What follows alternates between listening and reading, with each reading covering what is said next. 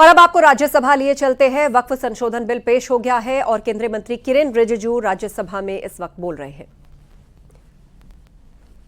वक्फ council में और state वक्फ board में और ब्रॉड बेस करके इंक्लूसिव होना चाहिए। ये बंद कमरे में कुछ लोग बैठा है ऐसा लग रहा है, इसको खोलना चाहिए, ब्रॉड बेस करना चाहिए। साथ साथ में सेक्रेटरी जो सेंट्रल वक्फ काउंसिल और स्टेट बोर्ड है उसका स्तर सीनियर लेवल होना चाहिए। उस समय under secretary deputy secretary rank का था, उसको कहा कि ज्वाइंट सेक्रेटरी एडिशनल सेक्रेटरी का रैंक ऑफिसर को नियुक्त करना चाहिए। और साथ में सर बच्चों और महिलाएं और बच्चों के लिए स्पेसिफिक कदम उठाना चाहिए। इस सच्चर कमेटी ने उस समय रिकमेंडेशन किया और उसके बाद एक ज्वाइंट पार्लियामेंट्री कमेटी का गठन हुआ जिसका अध्यक्षता के रहमान खान ने किया। और के रहमान खान जी अल्पसंख्यक मामलों का मंत्री भी रहा है, वरिष्ठ सदस्य थे। उन्होंने फिर पूरे ऑल पार्टी का सदस्य का एक जेपीसी हेड किया, उसमें कई मुद्दे उन्होंने रखे हैं और रेकमेंड किए हैं। मैं मेन वाला को यहाँ पॉइंट आउट करना चाहता हूँ। एक तो उन्होंने पॉइंट आउट किया कि जो इंफ्रास्ट्रक्चर है वक्फ बोर्ड का वो काफ़ी नहीं है और मैन पावर और फंड बहुत ही मीगर है, कम है, छोटा है, वो काफ़ी नहीं है।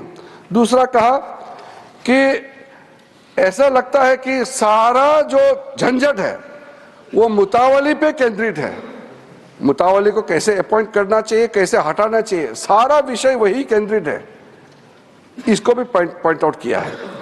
फिर डॉक्यूमेंटेशन के बारे में और सर्वे के बारे में वक्फ प्रॉपर्टी और लीगल जो सेटअप होना चाहिए वक्फ को लेकर के, इसके बारे में भी computerisation of Waqf board, central data bank होना चाहिए, इसका भी उस समय के जेपीसी ने कहा। म्यूटेशंस, रेवेन्यू रिकॉर्ड और to adopt sound and acceptable financial and budgetary practices, इसका भी सुझाव दिया। और फिर लीज करने का जो वक्फ प्रॉपर्टी को किस तरीके से लीज होना चाहिए इसका भी सुझाव दिया है। जितना ये तीन कमेटी रिपोर्ट्स सच्चर कमेटी को मिलाते हुए जो मुख्य रिपोर्ट रिकमेंडेशन किया है, सर मैं आपके माध्यम से सदन को बताना चाहता हूं, वो सारा। कांग्रेस सांसद इमरान मसूद ने वक्फ संशोधन बिल को लेकर एक बार फिर सरकार पर निशाना साधा। साथ ही जो मुस्लिम इस बिल का समर्थन कर रहे हैं उन पर भी इमरान मसूद ने करारा हमला किया है।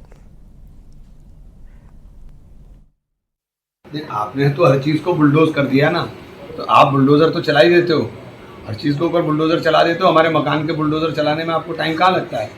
तो आपने हमारे अधिकारों के ऊपर भी बुलडोजर चला दिया। तो इमरान मसूद क्या करेंगे? क्यों कानून बन गया है, देश का बनने वाला है, राष्ट्रपति मंजूरी दे देंगे, कानून बन जाएगा।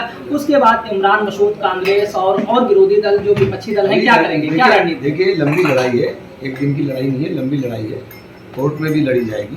क्योंकि संविधान के जो संरक्षक है सुप्रीम कोर्ट है, लड़ाई लड़ेंगे, कानून का राज होगा।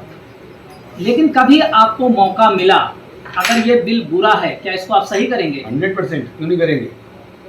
100% करेंगे। हमें जब भी मौका मिलेगा तभी करेंगे। कैसे कम मौका मिलेगा? किस तरीके का मौका मिलेगा? लोकतंत्र के अंदर कोई अजय अमर नहीं होता, व्यवस्थाएं बदलती है, सरकारें आती हैं जाती हैं। कभी तो सरकार आएगी, हमारी भी आएगी। देखिए प्रियंका जी यहाँ पर मौजूद नहीं है और इसकी गंभीरता को देखते हुए राहुल गांधी 3 बजे तक हाउस के अंदर बैठे रहे, इसकी गंभीरता को देखते हुए। और जो हम बोल रहे हैं राहुल गांधी के निर्देश पर क्यों बोल रहे हैं?